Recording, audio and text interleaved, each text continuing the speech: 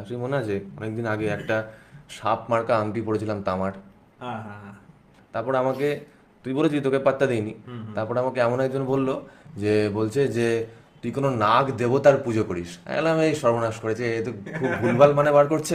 তখন আমি বাধ্য হয়ে আংটিটা খুলে ফেললাম, কিন্তু আমার তো এখনো ইচ্ছা করছে আংটিটা পরতে, কারণ হ্যাঁ, আংটিটার ডিজাইনটাও সত্যিকার ভালো লাগে এবং আমি আংটিটা পরেছি শুধুমাত্র দেখতে ভালো লাগছে বলে, একটা ইউনিক ডিজাইন বলে। আমার তো সেখান থেকে কোনো এক্সপেকটেশন নেই, তা আমি তো সেখানে কম্প্রোমাইজ করলাম, আমি সমাজের জন্য কম্প্রোমাইজ করতে হচ্ছে। এটাও তো হ্যাঁ, একটা, এটা এটাও তো তুমি একটা তুমি পয়েন্ট অফ ভিউ। তুমি যেভাবে দেখবে ব্যাপারটাকে, এখন জিন্সের প্যান্ট আর জ্যাকেট পরে লাইভে এসে আসতে। একদমই তাই, এই কথাটাই যে আমি আংটিটা খুলেছি, ডিসিশনটা নিয়েছি আংটিটা খোলার, কম্প্রোমাইজ করেছি একটা জায়গায়, হুম। কিন্তু আমার আরো বড় লাভ দেখছি অন্য কোনো জায়গায়, যে আমি সেটা ঠাকুরের দিকটা নিয়েছি।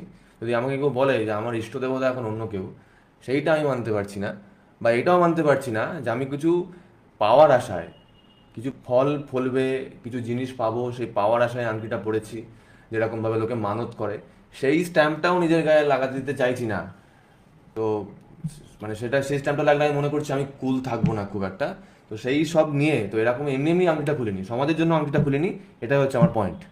একদম। আর এই জন্যই ঠাকুর একটা জায়গায় সুন্দর একটা কথা বলেছিল। ম্যাগনেটিকটা এই বাণীটা আছে, বাংলা কাউন্টার পার্ট এরকম বাণী আছে, আমার এক্স্যাক্টলি মনে পড়ছে না কোথায়। তুমি যদি সমাজকে ভালোবাসো, সবাইকে ভালোবাসো, সবার জন্য ইষ্টকে ভালোবাসো, তাহলে একটু একটু দয়া আসবে। খুব বুঝার বাণী কিন্তু। তুমি যদি সমাজকে আর ইষ্টকে ইকুয়ালি ভালোবাসো, ওখানে ওয়ার্ডটা লেখা ছিল bastard is in the love of you. ওই রকম লাভের দরকার না, ওটা লাভের নামে অপমান। আর তুমি যদি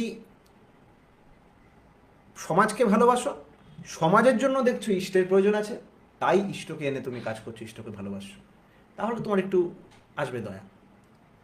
আর তুমি যদি শুধু ইষ্টকে ভালোবাসো, ইষ্টের জন্য সমাজকে ভালোবাসো, you are for the Lord.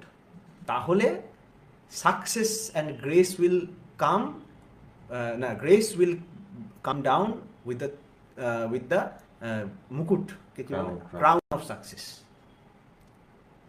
ভাবলেই আমাদের চমকে যাই।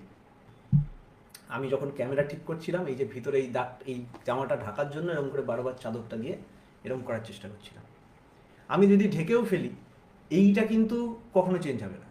এর যা ইন্টারনাল কোয়ালিটি, যদি এটা উলের হয়, তাহলে এর উলের যা যা এফেক্ট, এ হয়তো কালারটা দেখাবে না সবাইকে, কিন্তু এর যা যা এফেক্ট সেগুলো কিন্তু ওর মতো করে হবে। এই যতটা হিট দেয় অতটা কিন্তু হবে, এটা কিছু করতে পারবে না সেই ব্যাপার। তেমন আমাদের ভিতরে কিছু বৈশিষ্ট্য আছে, যেটা যেভাবে হোক বেরোবে, হুম। সেটা কমপ্লেক্স। হ্যাঁ। হ্যাঁ, সে যেভাবে হোক প্রকাশ পাবে, কারণ ওরা আছেই প্রকাশ পাওয়ার জন্য, এর মধ্যে ভালো বাজে কিছু নেই।